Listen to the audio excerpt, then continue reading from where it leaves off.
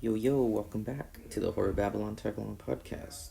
I am your host, Turk, and today I have a guest. Another guest, a pretty cool one.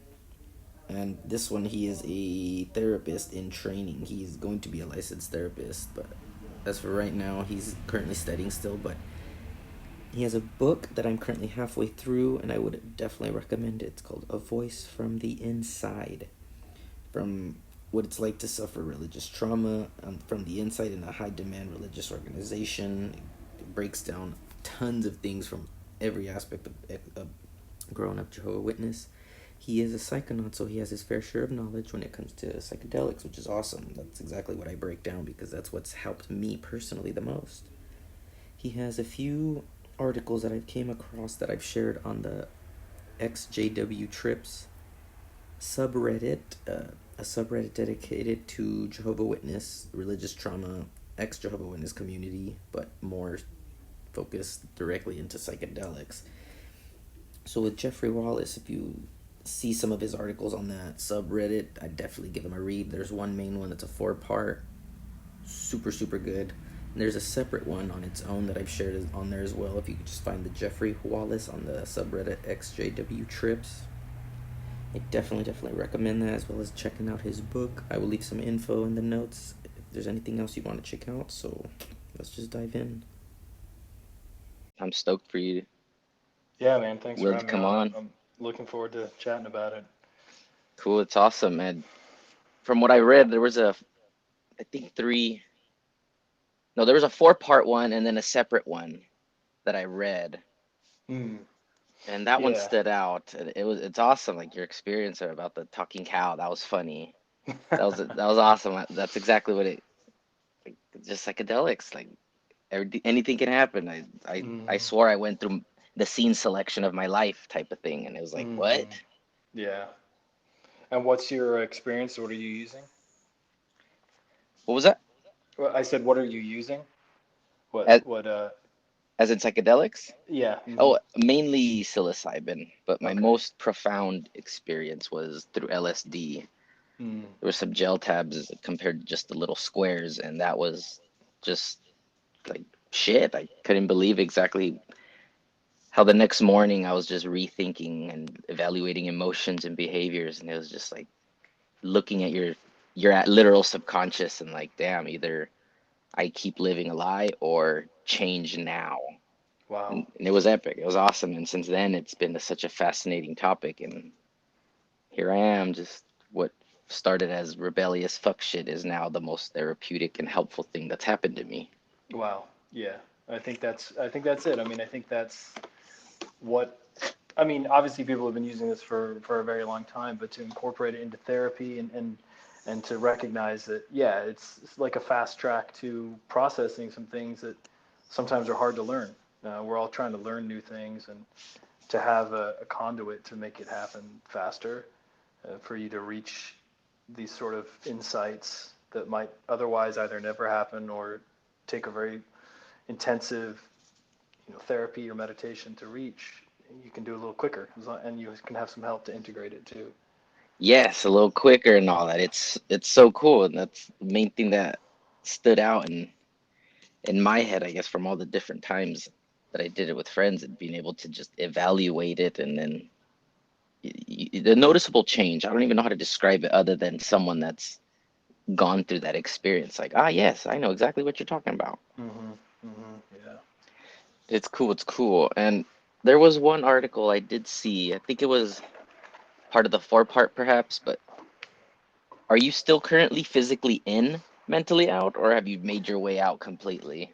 Yeah. At this point, I've made my way out. I mean, I think you're catching me at an interesting time because this is all fairly new. I was living the Pomo life. I was exploring that as a reality, and but again, there were some things that I couldn't see, and some changes that were made, and yeah, now I'm out. Of course, not officially. I'm still trying to maintain the relationships that matter to me, but yeah, moving away from obviously attending the meetings and having any share in it. Um, yeah, so that's where I'm at now. Gotcha, gotcha. Dang, that's insane. And of course there might be some depending on the family, I've seen it of all sorts. The shunning, there's light shunning families that are just like, yeah, my kid's DF'd or something. I'm disfellowshipped myself, Mm-hmm. so it's kind of there. My parents aren't that much of scumbags, so they'll still talk to me and all, but it's very cold. It's like running into an ex-girlfriend in the hallway in high school or something. Like it's Sheesh. just, hey, how are you? Good to see you. Oh, that's Yeah, nice. How's that's really Ashley? hard. And then that's it. That's They'll really hard. just, yeah, it sucks. It's shitty, but And I think you're right. I mean, that's what it is. It's the intimacy. It's the lack of trust. And yeah, you know, as you start moving, you know, what I'm experiencing in real time as you start moving away, I realize how little trust I had for outsiders. Even as after even after I had sort of cognitively deconstructed this idea of there being a division between the world and Jehovah's Witnesses, insiders and outsiders, you know, yeah. and being able to see humans as humans, even though I could see that cognitively, still in my body, the way I interact, there is this level of fear that's hard to put your finger on. And, Yeah, you know, it's almost organismic, you know, it's been programmed for so long. And yeah, to experience that movement from the intimacy that you have. I mean, because as Jehovah's Witnesses, you have significant intimacy, right, with your brothers. You really yeah. do. You really do. Um, but to be on the other side of that, you know, with friends and family, when it's turned against you is crushing. It is very nuts. It's that emotional attachment because you don't know anyone other than on the inside. Everyone you work with, everyone you interact with, other than school and stuff. And I remember as a kid, and you born in No, but very young. very young? Okay, so Yeah, you were still a little kid, and you that's were right. probably preaching with your parents. And That's right. okay, Hmm. cool. So we're similar in that case.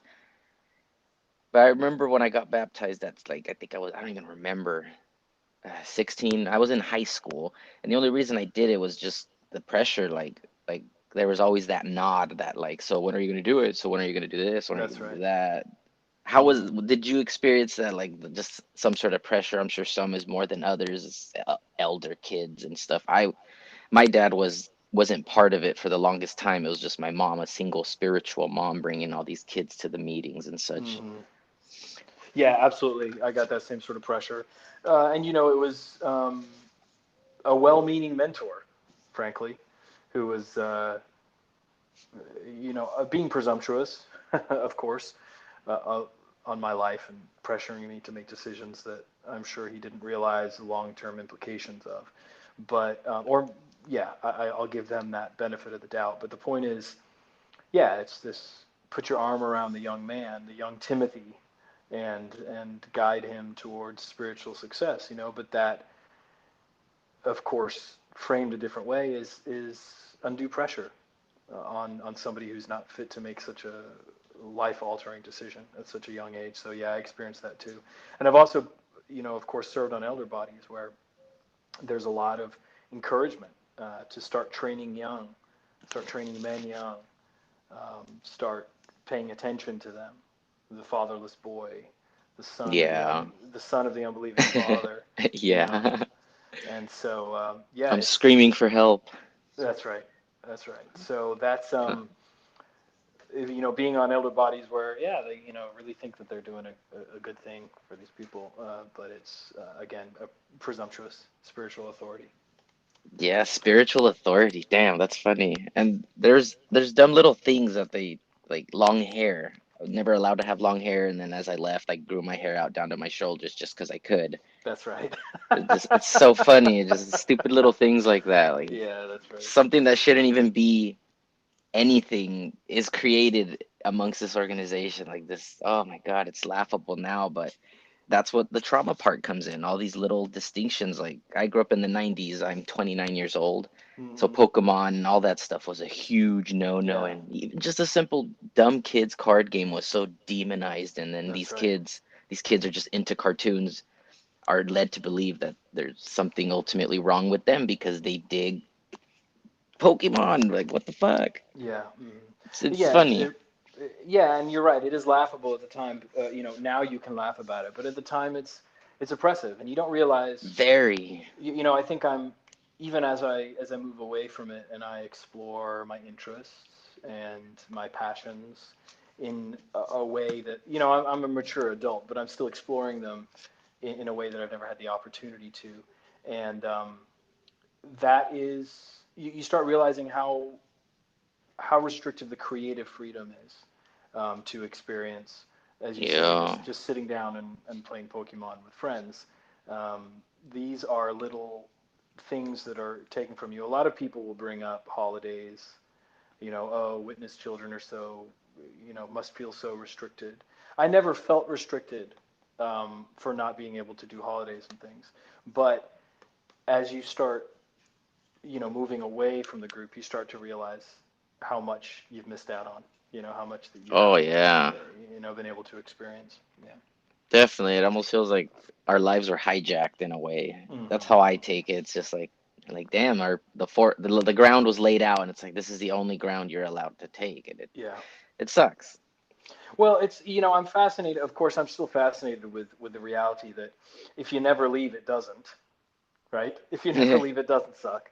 there's still there's still Damn. this. Well, for some people who will just never break from that tribe, and will never experience the friction, or if they do, it's quickly, repressed, and they will carry on, and they will live and they will die in that framework. And Yeah. it They is a found just their happiness. it's a cultural, it's just a societal system, just as if you were to go to a, pardon the comparison, some sort of, the primitive society that is different than Western progressive values, and everybody there just lives as if it's life. It's only when there's this rub against the outside world, and when the style of thinking doesn't is no longer tenable for whatever reason, that it Hmm. that it, that it you got to go through this process of breaking from the tribe and entering into a new cultural system. But again, it's fascinating to think that some people will just never do it. Yeah, some people are just incapable Hmm. of being able to look like take a step back and actually look at the scenario for what it really is rather than what they're these lenses that were put in front of them, I guess. The cognitive dissonance part, Hmm. it's nuts. That whole area of cognitive dissonance just blows my mind because as a kid I grew up in the state of Utah, so it was Hmm. Mormon, Yeah. LDS, Hmm. everything, and that alone was I was able to just I was pretty much Mormons, same shit, different smell. It's That's literally right. the same thing. It It blew is. my mind. Hmm. It just hurt sometimes to think of how similar they were. All their emotion is directed to their God, just as my parents' emotion was 100% directed to Jehovah. Yet they Hmm. point fingers at each other and they That's don't right. hate. But oh, it just, I'm Yeah. glad I grew up in Utah when I did, just to experience that. And that helped me just break away to see this, like, we're cattle. Like, damn, Yeah. Yeah. it's It's nuts. yeah. Looking back on it, it really is, and the amount of, I would say, the ability of the human mind to handle dissonance. I would call it even a strength of the human mind to be literally rubbing up with people, rubbing arms, rubbing shoulders with people every day at the grocery store, at school, at work, who live so differently and live in a different reality, Man. and and still being able to maintain this very restrictive reality that chafes against the logic of the rest of the world, or at least Yeah. the greater fishbowl. So it's, that's really a strength. I would even call it a strength of the human mind. Of course, it's to our detriment sometimes. And my experience was where I think I just had read every book that the organization had ever printed. I was extremely studious, and I lived it. I lived the life to its fullest extent, and I was ambitious about it. And, I was the guy that had read both volumes of the Insight book and the Proclaimer's book. I mean, I loved it. I loved it, and I was the person that people would ask about theological questions, and just hit the end of the library. there was nothing left to read. It was getting repetitive. And as I started reading other material, Oh, I ran into this cognitive dissonance just too often, to the point where I couldn't get 30 pages into a nonfiction book without, rubbing up against something that was causing me to have real doubts about my way of life. And it just became untenable. Everything was poking in. Everything was poking in on the framework by which I was living. man, that's funny. That's true. That's how it all works out. That's nuts. And a lot of people will say too that it's about for others. I mean, I think my journey, just because it's who I am, maybe just my sort of analytical bent. But for Hmm. others, it's human relationships. I think that's a lot of what does the waking up for a lot of people. They start Like, realizing that, wow, these outsiders are humans like me, and I can't tolerate hating them anymore. yeah, hating them. It's like it's a sub. How do I put it? It's like a closet hate. You're nice, but That's right. you're not polite, or you're Mm, polite, but you're not nice. No well way. put. Well put. That's the way I like to put it. It's like a mask, but that was what you just said about the repetitiveness. I Mm, grew up in the Spanish speaking congregation, and the book of Daniel was one of them, the greatest man to ever live. And it was just, how many times are those books going to be thrown at us? And I was thinking, and I've been out for almost 10 years now, and my brother, my oldest brother, he's an elder. mm, And one thing I told them, we weren't arguing. We discussed things, we talked, but I know to stand my ground, because at some point they'll just pull up a wall, close their ears, and walk out. Because that's right. I know myself, because I was in that scenario too. I still remember those emotions of, I'm right, you're wrong. I'm not just right. I'm certain, because Mm, Jehovah, yada yada yada yada. mm, And when I told my brother, I was like, well, I left almost 10 years ago. It's like, I know I know everything that you know. I still know everything that you know. It's like, what new anything can you bring to me that will that's help right. me? Because I know exactly how you feel. I know you're doing it out of love, but you're not giving me anything. And Yeah, at this point, I think I know more, because I looked at the other side of the coin. And that's then right. that's when he got all spooked and like, apostate literature. And it's like, well, Mm-hmm. like, hold on, give me a sec. But Mm-hmm. it's just the repetitiveness. It's like, how many times are you going to study that same book? I mean, how many times are you going to read the Bible? I mean, Yeah, that dare too. I be so blasphemous? but For reals. but literally, how many mornings am I going to wake up, read a chapter of the scriptures as I was told to do, and The meditate daily on it, text. and meditate on it for 30 minutes, and surround myself in these passages, and look at them upside, downside, inside, and outside, as we were instructed to do, as particularly as teachers in the congregation. Um, Yeah. and later I realized how obsessive that was, and the experience you're having, where as you start to make decisions that don't line up, um, the tendency that everybody has to assume that you have somehow forgotten the scripture, you have somehow forgotten this passage, and the need to remind you is wild.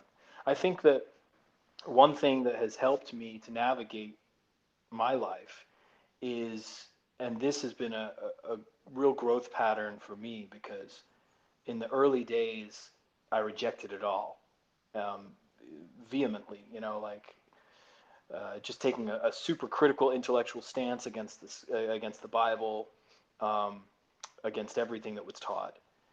And then as I came around, I started realizing that this was a spiritual framework just as any other, and they're all around us. I mean, obviously there's peculiarities to Jehovah's Witnesses, but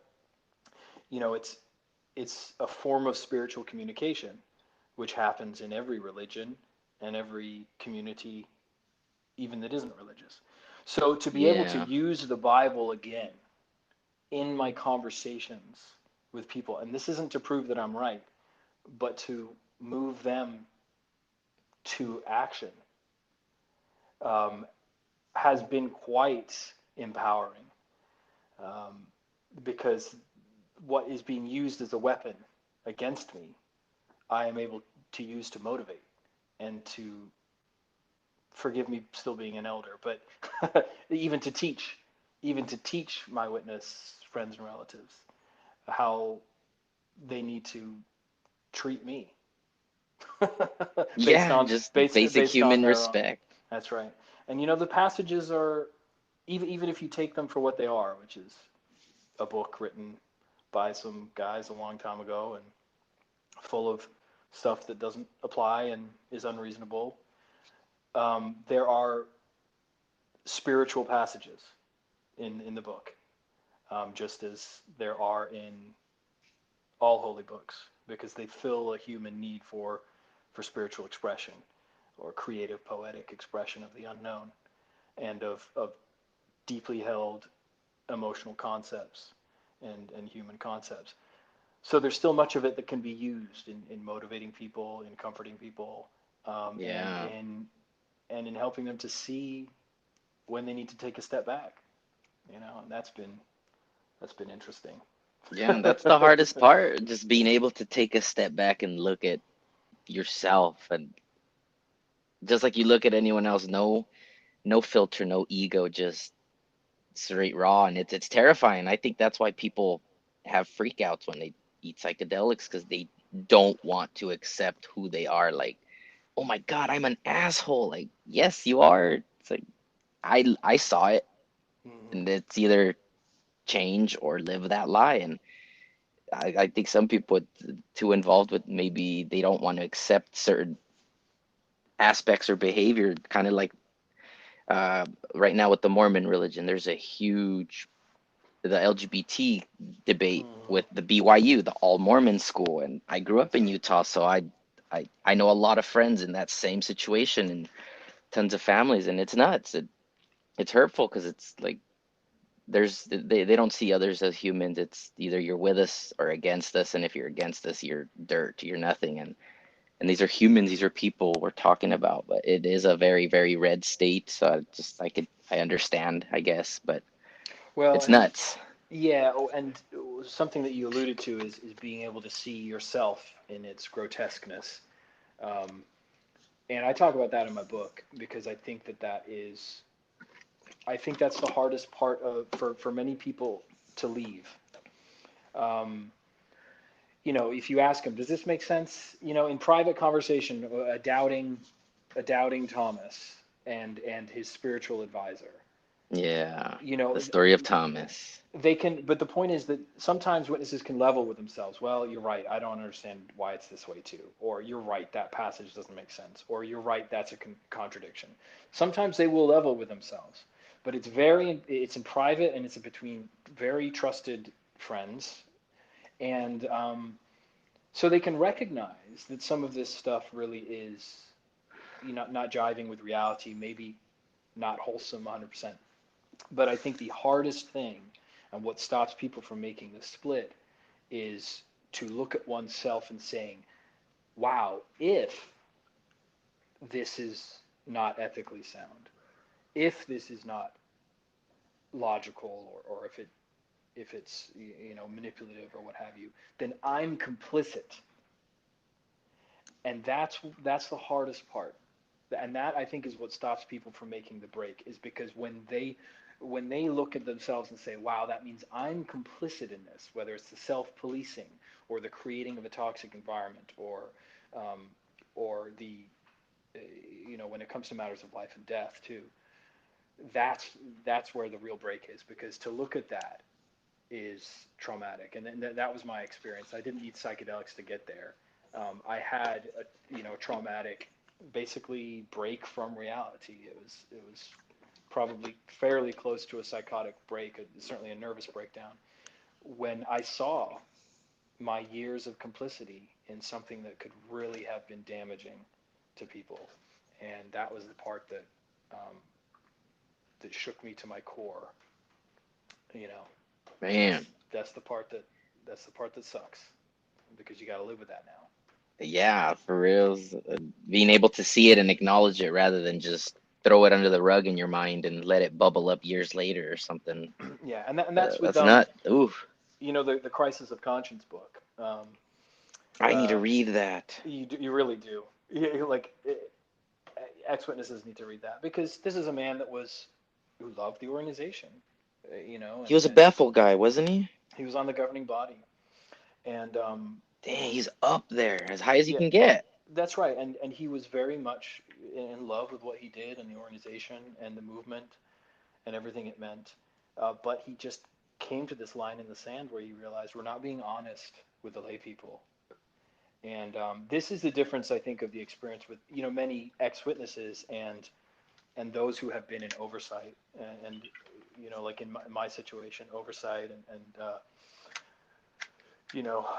being trained for traveling work and things like this, is that you start realizing that your responsibility to what's going on is more. Even like the scripture says, he who is given more is required.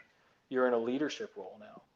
So Yeah, this, it's a yeah, job that you pay with your emotions and your life, and you get paid in this empty shell of a human that you're left with. It's and like you an have to, uncareer. but you also have to take responsibility for what you're teaching, more so than when you're just a listener. And that's like Yeah. in the book Crisis of Conscience, that's what it was. It's just like, okay, you can teach whatever you want. This religion can teach whatever you want, but what am I going to teach? And can I live with myself? Can I sleep at night if I teach it? Dang, I have the PDF file. I I like your book. I saw it today and I bought the audiobook, so I'm pretty stoked to get that started. Oh, nice, And nice. I wish I could physically read books because I have the PDF for the Crisis of Conscience. I don't have the attention span. I could read 10 pages but be thinking Yeah, about skateboarding or something. I hate it. yeah. No, I hear you. Yeah, So well, audiobooks is the way to go for me. it is. Yeah, and the guy who did the reading for my book, he did a really great job. So I Sweet, think I'm you'll enjoy it. stoked. I'm stoked to check it out. On a good day at work, I'm gonna pop it in and just run right through it. All right. And I had a question about we brought I brought up Bethel. Did you have any sort of relation to Bethel? Like, did you go or did you know someone that was personally there? So that was like knowing a celebrity in a way. I mean, I never served at Bethel, but been many times.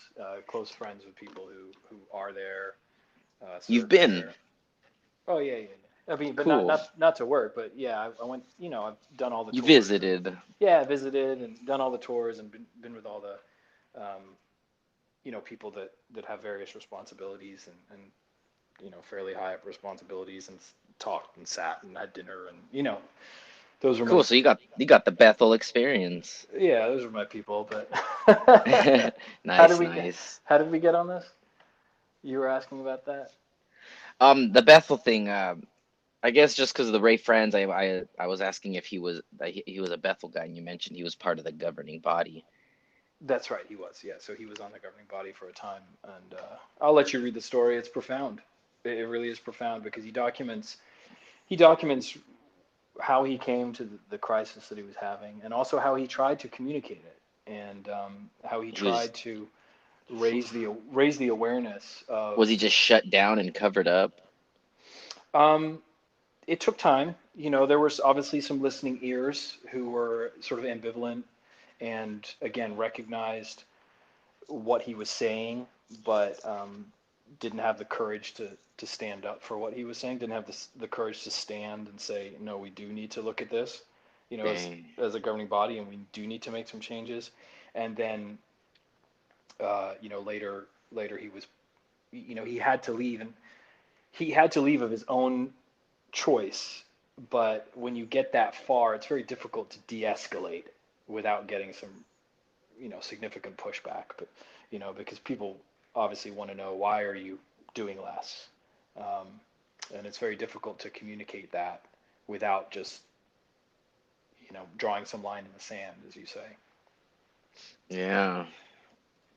Damn, there's a big struggle with that with tons, and some people can achieve that level of awakening without psychedelics. I don't think I could have done it without them. My dumbass closed-minded Jehovah Witness brain. But I'm glad it Well, came across.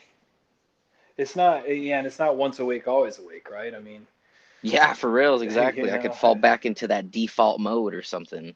yeah, we're always, that's the great part about psychedelics. It's like okay, when is it time? When do I know there's some learning that I need to do? And sometimes we get this sense that we're locked up and there's something that we just don't understand. And Yeah, that's when we dip back in. that's true. That emotional attachment, like since they're the only people you know, you work with, you go, you're only around. So when you do leave and you're like, wait a minute, this is my life. It's like there's a huge sever in emotion because you don't know how to make friends. It's just these are the only people you know. You work and like most people, I'd say maybe even awkward and stress, anxiety, like crazy because they don't know how to the social aspect of just humans being humans. And there was one person I know from an old congregation. He's just a deep alcoholic because of that. I That's what I assume so because his dad is an elder and one of his one of his brothers is gay and his dad had to step down as an elder because he still has relation like he's in contact with his son even though he's disfellowship for Mm, being himself, and it's just this family was breaking down to like nothing. This older son that's just drinking his life away to try to I guess the trauma is what I assume, so I could just be that's right. wrong, but and then the other brother that's gay, I think he's doing better. It's just they believe in the faith. It's just I don't even know how to put it, but the dad's such a good human being. He just like I believe in it, but I'm gonna step down because I love my son. It's like Yeah, I'm not gonna tell him who he is, but I still believe in love Jehovah. that's So right. they're conflicted, and it sucks. Hmm. It's sad. Yeah, it really is, and I think that it's significant that you use the word Jehovah, and I talk about this in my psychedelic article of how I saw my vision of Jehovah. This was partly given to me by the organization, partly self-constructed. You know, an illusion that brought me comfort and strength. Right, this was my God, Jehovah, and the vision of what I experienced in my mind when I prayed every morning and when I prayed every evening and three times at meals and then whenever I was nervous. That sort of manifested itself in the psychedelic vision and then ruptured in front of me. And I had this experience where I forgave Jehovah or Whoa. I forgave those who had created him. I forgave myself for creating him. And whatever part of me still thought that there could be a God figure or something, I realized that it wasn't as strong as I ever thought it was, and I forgave it, and I released it, and in the vision Let go of that. it just exploded, and Nice. shattered and fell below me as if I was Ezekiel the prophet version 2 or something. But it was a profound vision. But the reason I talk about this is because the God Jehovah um, is given and associated with the organization as if, and they do a really good job of this, you can only serve Jehovah if you're in the organization. We're the only ones Mm-hmm. that put it in the Bible. We're going to fight to the death that it's the correct translation, even though there's plenty of reason to think that it's probably not, right? We're going to fight to the death that it's Jehovah with a J and an O instead of Yahweh. We're Yeah. going to, and we're going to own it with the organization, and we're going to tell you no other organization on earth uses that name Jehovah. We own the God. You Yeah. can We're so only worship him distinct. where we can only worship him here. And so you think about this man with a gay son, and he wants to love his son, but the only place he could ever worship his God is at the Kingdom Hall. Where else do you worship? Where else could you worship the God Jehovah? Yeah, Kingdom Hall. Those are the only places because that's the only everything else is false, of Yeah. course.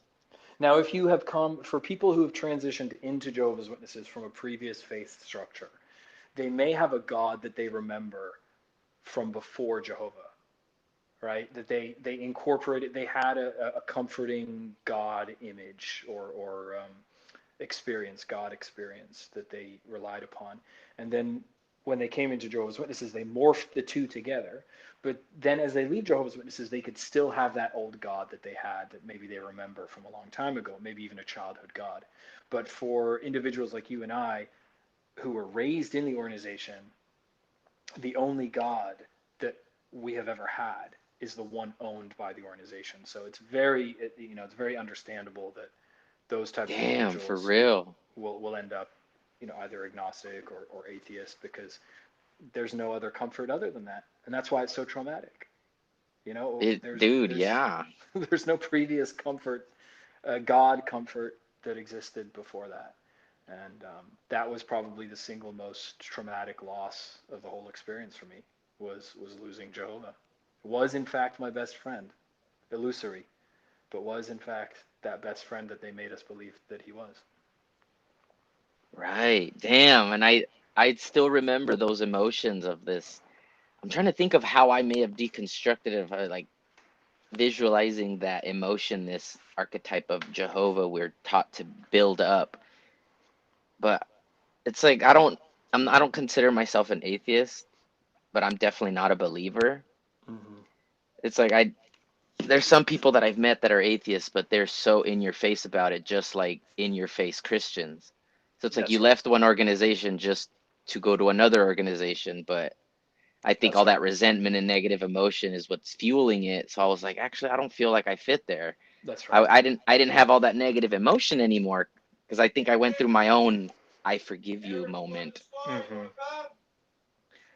I'm all right. I'm doing another interview. You're good, ladies. It's cool, it's cool. Sorry, Yeah. So I my think roomies. no, that's cool. Not to cast any judgment on those who really have settled with the fact that there is no God, and that's all they need and that's all they'll ever experience. Certainly not to cast judgment on that, but I do think, as you say, when it is rooted in anger and pain and loss, that's when you're having that experience that you said, where atheism can be a traumatic response, Yeah, for reals. to the loss of God, and hatred for those who, or anger at those who have given false hope, um, until it moderates. For me, my experience was it moderated into agnosticism. For some people, no, they'll be atheists forever, but it will moderate in terms of, perhaps not built upon any sort of reactive bitterness or anger or sadness, and Yeah, that's I think important in recovery. It really is. definitely is. I would definitely agree so. So when it came to psychedelics, how were you introduced to them? Was Um, it the same situation, just a bunch of friends? It's like, hey, look what I got. Let's eat this, and then it went from there. no, you know what? I went to a bookstore and I read. No, no, that's not true. I read How to Change Your Mind by Michael Pollan. Oh my God, I love Yeah, that book and that's right. Yeah, him. yeah. So that was. I think I was just reading a lot of. When I finally let my mind free, I was just reading a lot of philosophy and psychology books, and that led me Sweet. to How to Change Your Mind, which really piqued my interest. And then I read a couple more books, and then I just grew my own, and I did it therapeutically because, of course, I'm interested in psychology and psychotherapy and emerging Yeah. sort of research in psychedelic assisted psychotherapy. So I tried to do it from a therapeutic standpoint, and made sure to integrate it, made sure to be overseen by professionals. So it was a little less of a hobby. It was a little bit That's more of like cool. a, That's awesome. yeah, like a clinical experiment for me. Right. And how you mentioned that you bought a book. I do remember that was the first article of yours that I read. You went and bought the book and then you read it, and then this person that from the bookstore was like, "Oh, that's a good one, but I'm too scared to try." That's right. Yeah. That's the one that I was like, "Holy shit, this is a great story." And that's the one I posted on the ex Jehovah Witness Reddit page for Oh, those, thank if you. anything, and if anyone reads it, I hope it helps them like it helped me. Oh, That's that's the main great. reason it's there. It's there just to be there. Yeah, thank you. I mean, it's like, to me, it was fear. I talked about this in the book a bit in early therapeutic days. Was I didn't understand the difference between guilt and fear. which I still actually think that the two could be very similar, because I think guilt is just the fear of public shaming. But the point is, I didn't really have a taste for fear. I didn't understand it in myself. And so there were obviously tons of fears: fear of the world, fear of rejection by Jehovah, fear of rejection by my Yeah. people. And so when I started getting this taste for what fear was, I started understanding what the experience of fear was in consciousness. Right. I started just with full awareness identifying my fears and actively pushing against them. And so when I heard, when I hear someone say, I'm afraid, well, you just have to stop and think, well, why would I be afraid to know myself? I know Mm-hmm. from a health perspective, this is not damaging. I know all the research says this is a safe chemical to use. So what is it I'm afraid of? And like you said, I'm afraid of knowing myself. And that's the kind of fear that, at least at the time, well, still, but certainly at the time, I was in the mode of, that's the direction. Go that direction. If you experience the fear, you have to move towards it to really understand yourself and everything that you want to learn. So that was my introduction, pushing against fear. Pushing against fear. And that, I think that's the whole point of psychedelics. It's being able to see the fear in the corner rather than turn away and pretend it doesn't exist. It's look Yeah, at it, acknowledge it, and like tell it, like, nah, listen here, motherfucker, I'm in charge. that's right. Like let go of that control. There's this cool quote I love. It's give up all control and you will have all control. And Wow. that makes sense now. And it's like, oh my God, like Hmm. it's stupid riddles, but it makes sense. No, it's profound. Ah, It's profound, and that's the other side of the coin that you see when you do yes. psychedelics. Somebody asked me who was nervous about trying psychedelics, and he deals with sort of his addictions and his challenges, and he said, is it gonna make me a better person? And I remember saying to Well, him, when you're after a psychedelic experience, you realize there is no better, right? You just realize that there's two sides of everything that you're seeing, and there's a place for everything that you see and experience. And that allows you to, as you say, release control, to try and find a place for, you're not no longer trying to squeeze energies and passions and tendencies into boxes, and where there's so much friction and conflict in the mind. You're realizing that everything is as it is, and there's a place for it. And then you can go about your life bringing that balance, manifesting that balance that you sort of experience in the trip. At least that was my experience. heck yeah, that's awesome. I think that is the answer. Like that's cool. That's awesome. It's crazy how just this chemical structure has such an impact on this where biological computer we call ourselves human. It's just crazy how it can affect so much, which is what fascinates me the most, how it changed. Or I guess the want to change has to be there. It's not like it's just gonna, like how you're that dude said, it's like, is it gonna make me a better person? It's like, well, it's not gonna do anything. Like it's all up to you. Like you're the one really, I guess, living your own life unless you want to live the lie and or change. Hmm. I guess Or back how to that about little how about you could just continue living your life right the way you are, only feel differently about yes. it. Yes. you know, Be you to the fullest. That's who that's I right. respect more is the honest person rather than this someone just pretending to be something like you're trying to be something else in order to be liked. So you're going to be liked for who you're not at that point. It's all fake. It's all fake. That's right. And And that's that's where the hurt comes. it is. And this is, in terms of my personal story, looking back on the book and where I was and writing as a Pomo, um, realizing how that scenario disconnected me from my honesty. Um, in my writing, I think I was attempting to be very honest, but I did realize that in my normal day-to-day life, there was a real disconnect to where I almost lost the skill for authenticity.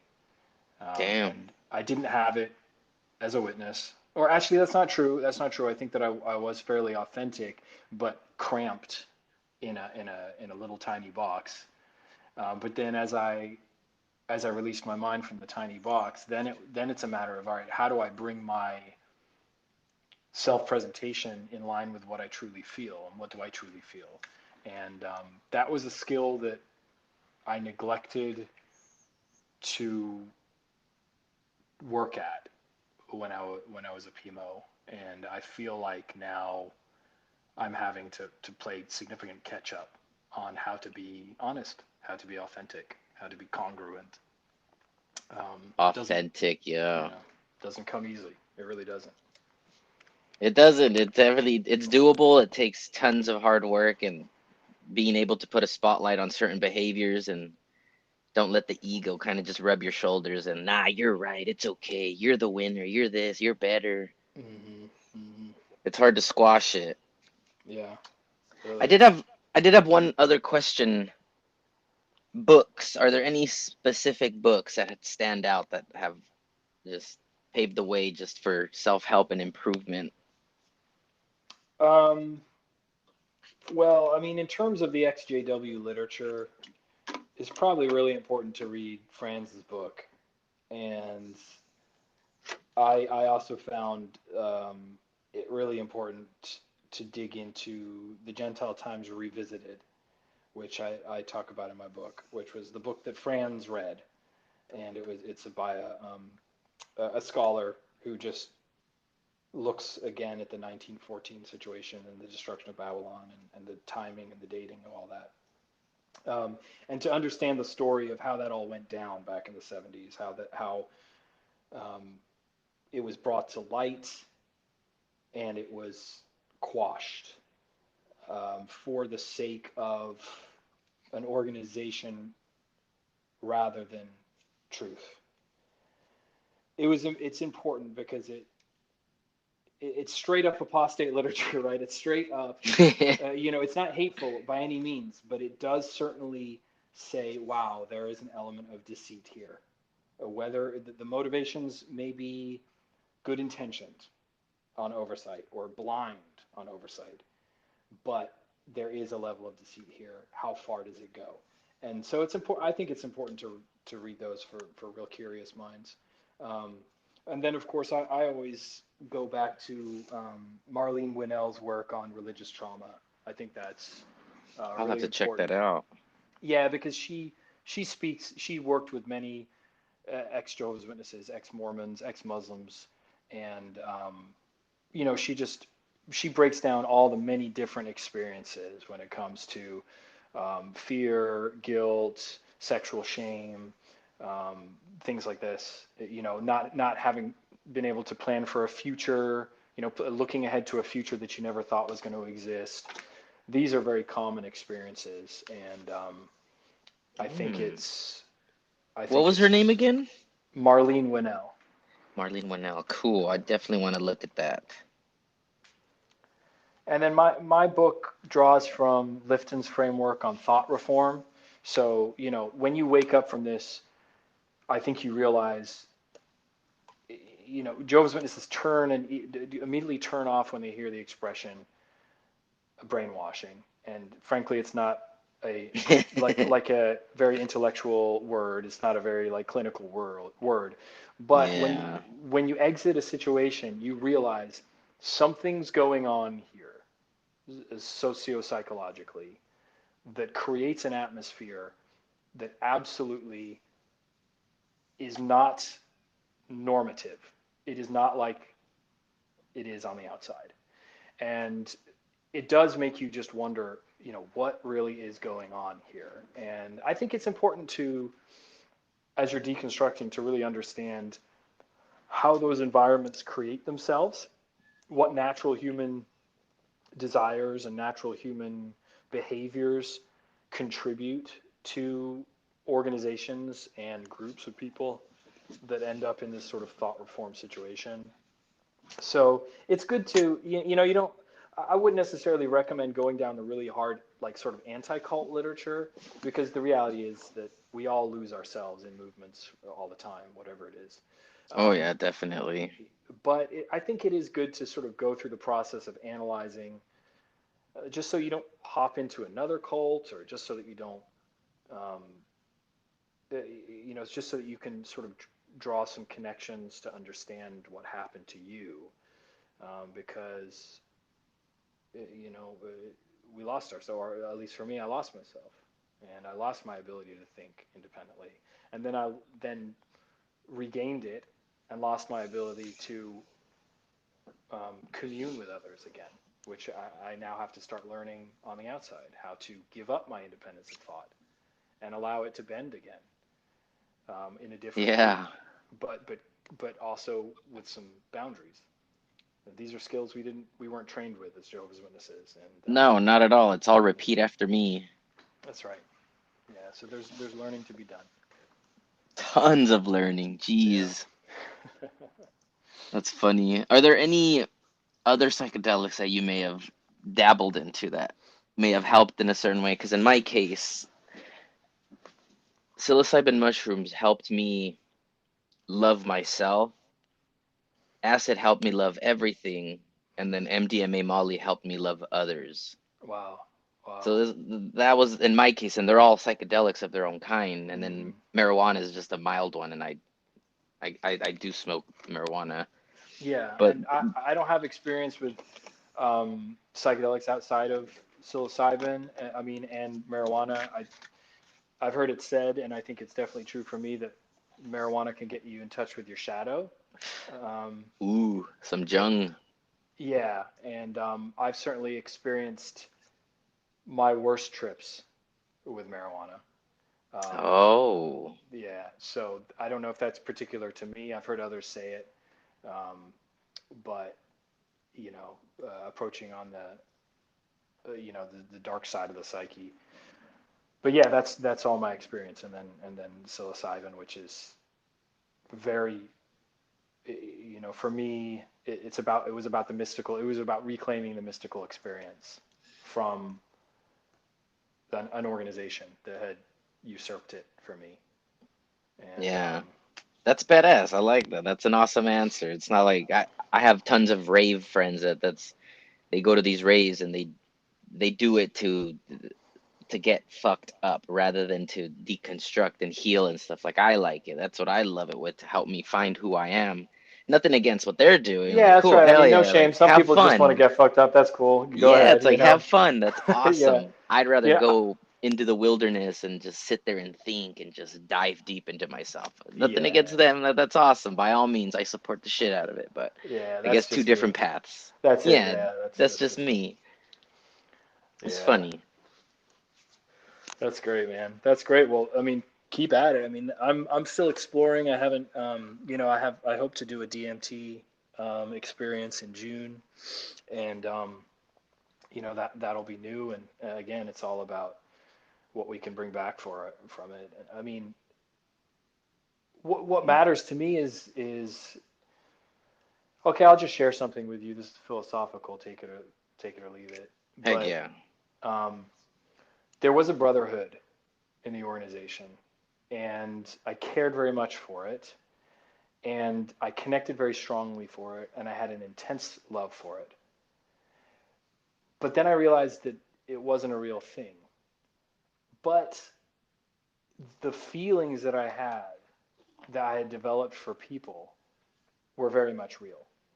This was my deep care for others, my love for others, my ability to be cautious around some and embracive of others, my desire to care and nurture some. Um, these are all parts of who we are. And I started to realize that, if there is no congregation, then everybody's the congregation. And again, forgive me for being philosophical, but No, I love it. I started to see the whole human family. And then when you really get out there, the higher animals and everything, you start seeing it as your congregation.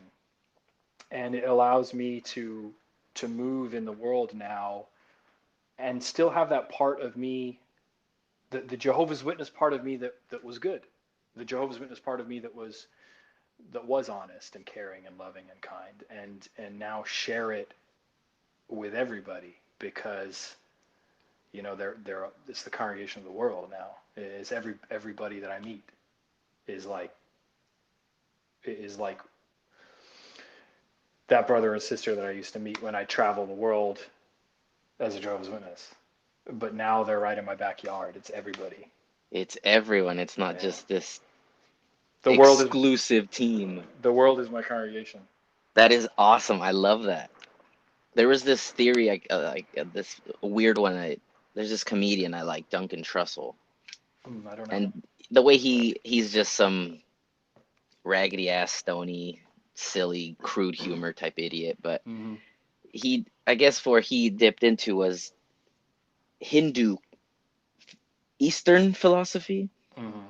or Middle Eastern philosophy. Sorry, and the way he described it was the sock puppet theory, and I like how he put it, like the reincarnation thing, as in, from our standpoint, we could view it as Jehovah. Maybe that is what this idea of what God Jehovah is. Mm-hmm. But this idea of God Jehovah at some point wanted to experience love and physicalness, that it split itself into us humans, the reincarnated form. Like, we are this God, we are extensions of it. So in a way, it's like, if you're mean to someone else or an asshole, then you're just, I guess that's their view of karma. You're just doing it to yourself. Like, it's the background and the foreground is all the same. So it's like this sock puppet. We're just arguing with ourselves. But if you treat everyone as if we are a God or Jesus, it's like you're never going to cause anyone harm. You're going to be good to your neighbor. You're going to show love. And it's this congregation. Everyone is this congregation Yeah. if we Well, treat it that way. that's right. Yeah, and there's that funny saying, right? When somebody from a Western culture says that they're God, everyone thinks they're a megalomaniac. But Yeah. if a Hindu says they think they're a God, then everybody says, "Oh, you finally figured it out." Yeah, you're like, oh, there you Yeah, go. there you go, right? And That is just the awesome. classic namaste greeting in Hinduism is, the God within me recognizes the God within you. That's really Yeah. the translation of it. Yeah, and you start realizing that Joseph Campbell has some great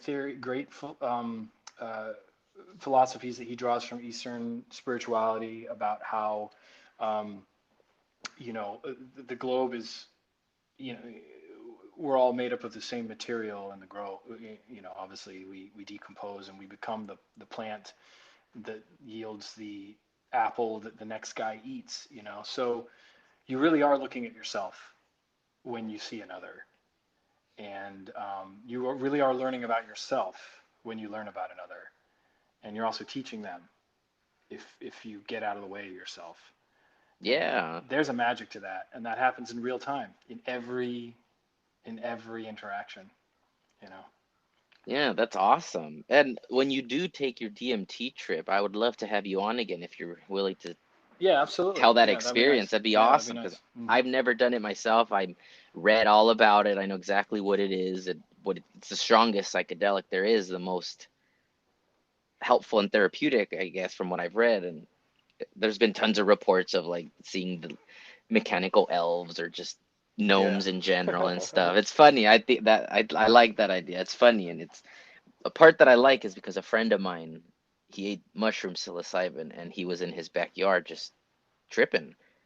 Hmm. And he says he remembers seeing these little pointy hats running around his yard. And that was the closest to the gnomes he said he got to, but he said he saw these, what people explain as, I guess, Yeah. gnomes or The, elves, the and beings. Yeah. the The beings, whatever entities. it is, the Entities. entities, Entities. right? That's right. And he's Yeah. like, I just saw these little red pointy hats running around my backyard. Like, what the fuck? Just left and right, do do do do do, Yeah. just Don't running don't tell me about along. that. Now I'm gonna get afraid. Oh, it's so funny. But there's this other guy I like, Aubrey Marcus. He talks about tons of his DMT trips, and he was in Brazil once, and his shaman was doing this little, like, he had like a maraca. He had this little melody going to keep everyone in the circle calm. Here, we're all here now, and everyone had this shared experience where they saw these friendly little gnomes come into the circle and enjoy the little singing tune, And then the shaman at one point was like, all right, like, thanks for coming, but it's time for you to go. And they understood that and kind of just went on their merry way and took off. And everyone saw Unbelievable. these little gnomes. Like, what? That's interesting. Like, that's so funny. But I wonder if this has anything to do with Christmas in the past. But I have seen something about the Amanita muscaria, the Super Mario looking mushroom that's red with white dots. And Oh, I don't know about it. that one's it's not necessarily psychedelic. It's it grew in Utah where I grew up. So a friends and I we picked it and I looked it up, did research, and it's considered like a euphoric Xanax rather than a mental trip. It's more of Got a it. Like physical calming. body. Yeah, Okay. calming. But I guess the story comes from uh, elk, not elk, reindeer tribes way back when, and they used to do these shamanistic rituals with the Amanita muscaria, the red and white mushroom, and these I want to say elk, but these reindeer would eat these and they would dry them up in the pine trees so they look like ornaments. They would hang them over the fireplace to dry them as well. So there's this idea that Christmas, the Christian Christmas we know of today, may have started from these shamanistic. Interesting. It's funny. It's a funny story, but it's also a stretch. But it's just fancy that it's cool. I like the idea though. That's great. That's great. Like that's and then modern day Christianity took it over and it is what it is now. And Yeah. there's also this awesome book by Brian Murarescu's his name. It's called The Immortality Key, and it has to do with psychedelic origins in the Christian church, like way back Mm. when in the Roman times where they would Mm-hmm. drink wine, and there are traces in the Louvre of old jugs that they've collected from archaeology that traces come up with psilocybin. So when they're Mm-hmm. doing their Catholic sacrament type deal, they're drinking these bits of mushrooms. So in a way, they're having their own therapeutic awakening, and That's in right. time, it kind of got watered down to what Christianity is today. It's an Yeah, I epic mean, book. It's nuts, if you read, if you take a trip and then you go back and you read John's Book of Revelation, you see it in a completely dude. different light. You start realizing Yeah, this. that whole thing is a DMT trip, Yeah, dude. right. You start What realizing that the? could be, and just the spiritual experience that you have there, or I think can also be reached with other forms of mysticism and meditation and stuff. Is I sort of see it as when an individual experiences that, they have the challenge of communicating it with others, and sometimes I think that has led to the great world religions and some of these religious Yeah, books. just humans trying to make sense of reality and the That's world right. around them, and this is the result. All these different religions doing their best. Yeah, that's it. Damn, just human behavior. That's insane. That's cool. That's cool. Well, dude, we've been talking for well over an hour just now, and that was awesome. I think Yeah, that'd be a thanks, great Eric. This spot was to great. cut it. Yeah, great. Thanks for letting me on the show, and all the best with your podcast. Thanks. That was awesome. I learned a lot just from your end as well, and some new books that I myself am like I'm gonna dip into. It's awesome. Thank you so much. Cool. All right, man. All right, later. Have a All the good best. night. All right, you too. Bye.